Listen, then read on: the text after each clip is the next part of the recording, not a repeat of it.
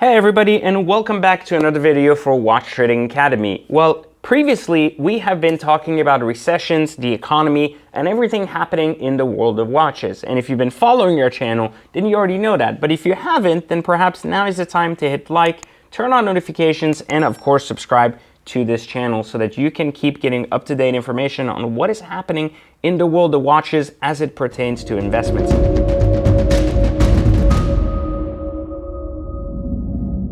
And of course, if you haven't yet or still don't know if you can be a watch investor or not, all you have to do is understand that if you have $1,000 in your pocket, access to a post office and a computer, you could get started as early as tomorrow morning. And all you have to do is take the free training on how to do that right there in the description of this video, where I'm going to teach you how to get started trading and, more importantly, investing in watches. But today we are going to talk a little bit more about this idea of a recession, because we have heard markets pull back. We've heard the Feds in their minutes say they're going to hike interest rates, and that has a lot of people scared. What will happen to the world of watches? Will they go up? Will they go down? And more importantly, what about other luxury goods as well? So if you already follow me on my other channel at Exotic Car Hacks, then you already know my take as it pertains to the car market being in somewhat of a bubble. Not all cars, just the car market in general. And while bubbles do deflate and do explode, it doesn't take down all things with it, meaning we saw this in 2008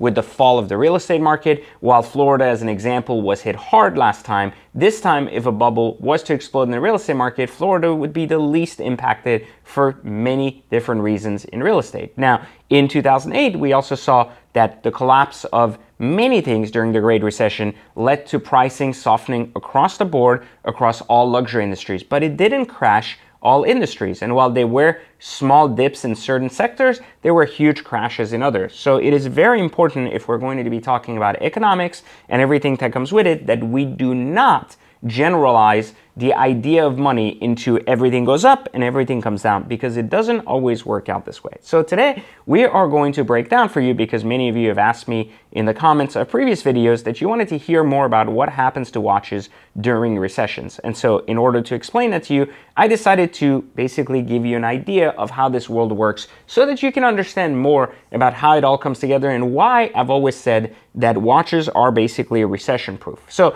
let's take a look at what has happened in the market recently. So you may have seen that the government has been printing money. Obviously, this has been a big piece of the reason why we're going through such big inflation, is that we printed, I believe it's 30 to 40% of our economy literally in the last 12 to 24 months. And so that is going to have consequences.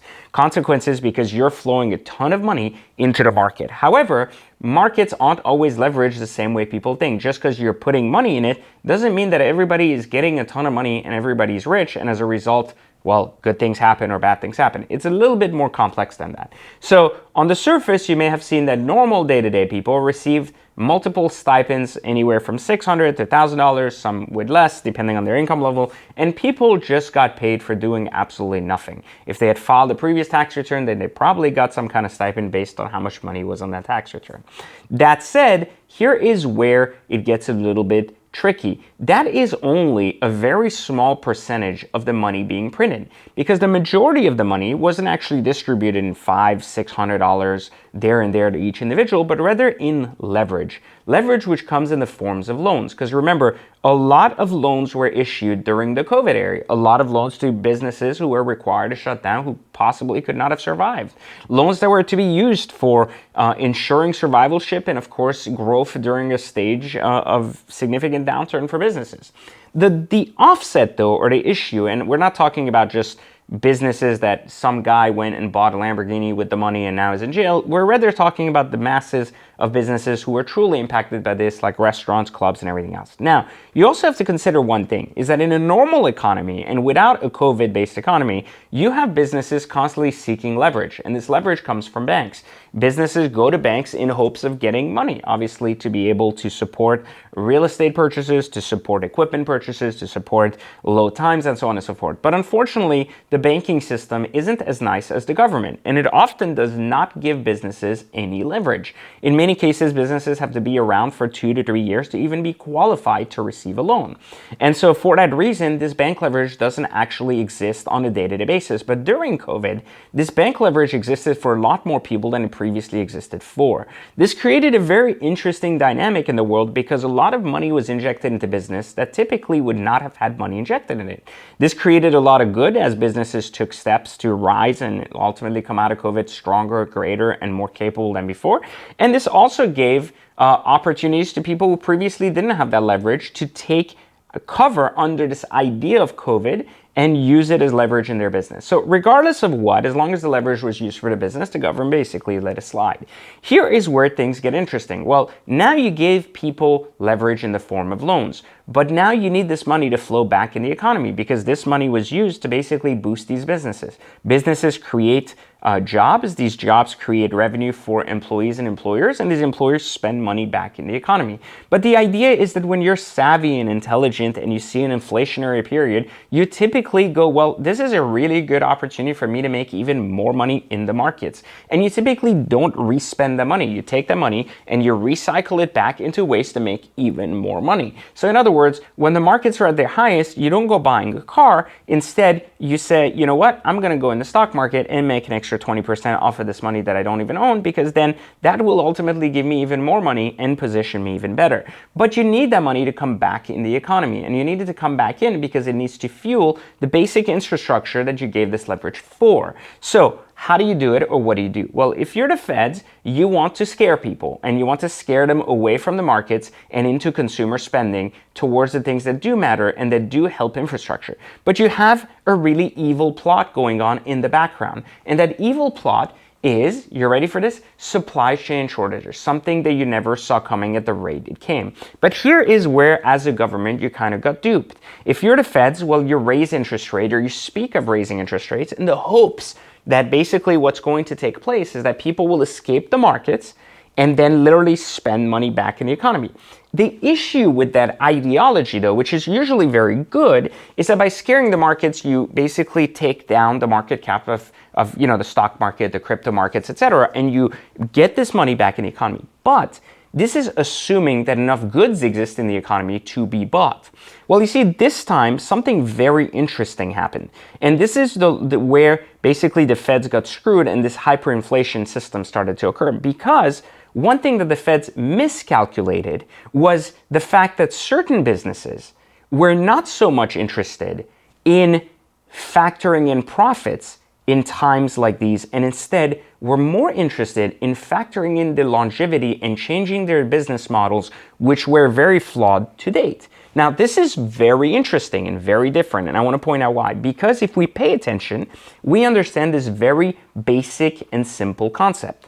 We are looking at businesses like watch manufacturers, automotive manufacturers, who have consistently put out product day in and day out. And they have been met with demand that usually met that product to the point where the product was worth more on the secondary market. As far as cars, we had depreciation schedules, and we had a ton of Lamborghinis sitting on the lots and so on and so forth. And what we would expect of a normal company is that when more money flows into the market and more demand increases, supply would technically go up and meet that demand. And it would create a follow-up equilibrium, which would bring pricing at a new index, but would still continue the same laws and trends of depreciation in business. But here's where things got different. You see, the supply chain shortage forced manufacturers at the beginning to start to basically cut down inventory, offering less cars and less jewelry, watches, or goods on the market because they weren't able to get it out as fast.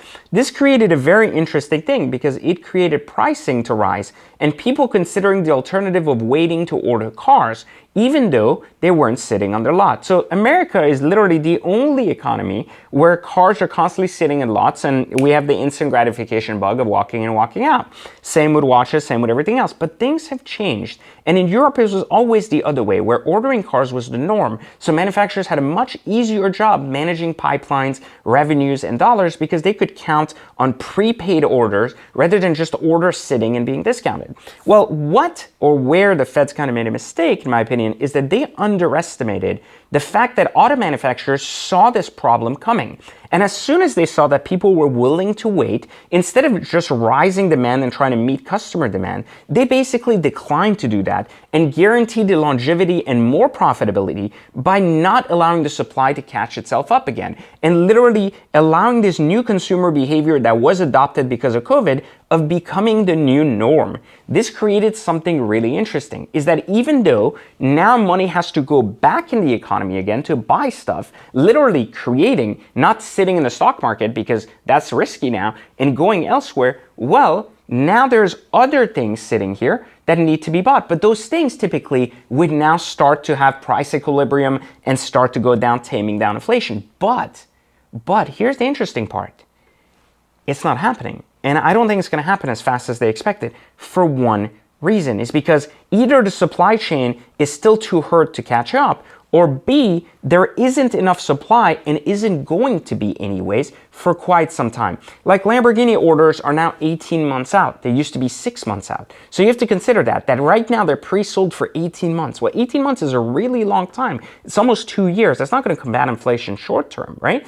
Pricing on luxury watches is up 300 to 400% in some cases on the watches people want. And there is no sign, and there's never been talk of any of the 3 grades like the RM, the Pateks, and the AP of the world from actually creating more inventory to meet demand. None. So pricing will keep rising. And there is one other thing. Remember, you boosted all this money in the economy and gave leverage to people who never previously had leverage. So there's a lot more money being made now in the economy than there has ever been before.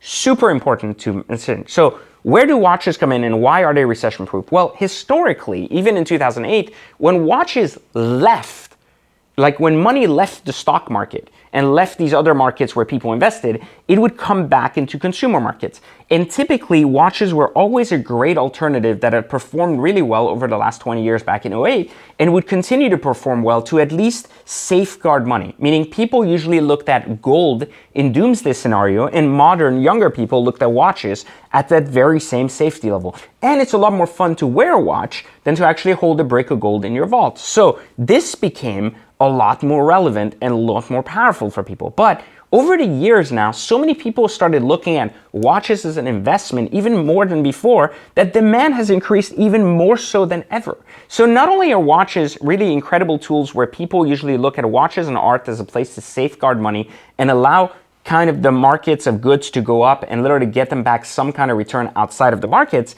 But now there is so much demand and there's such little supply that pricing is rising as an insane level. I mean, we're seeing 100K increases on some Pateks within just a 6-month ratio. That is insanity.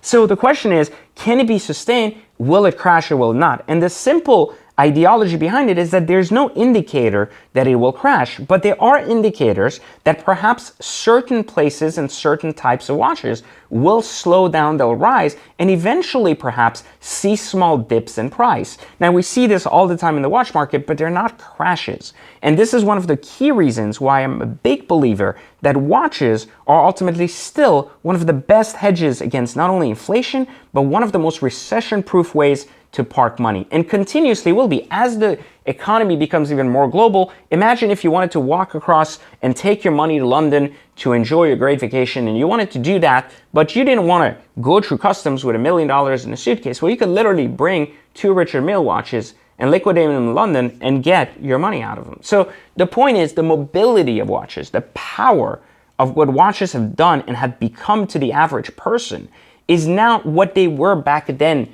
to all of those savvier investors in watches back in 2008. So I just don't see any data pointing me to the fact that watches are going to slow down at any time soon. And so if you haven't yet taken a position in investing in watches, I couldn't recommend it any higher than I have previously, and I still believe that the watch markets will stay strong towards at least the first 2 quarters this year. So if you've ever thought about it, or not, this is your chance to learn how, so make sure you click the link in the description and learn how and why investing in watches is what makes even more sense than anything I've explained in this video, and learn how to get started, because you have to learn how to start with smaller watches till you get comfortable and move up to the next, and so it makes more sense to start earlier than later. Plus the training's free, so you have nothing to lose. Hope you've enjoyed this video. Let me know your comments. Do you think we're going to have a big crash for the world of watches, or do you think we're not? I'd love to hear your thoughts in the comments, and I'll catch you in the next video for Watch Trading Academy. And of course, don't forget to subscribe.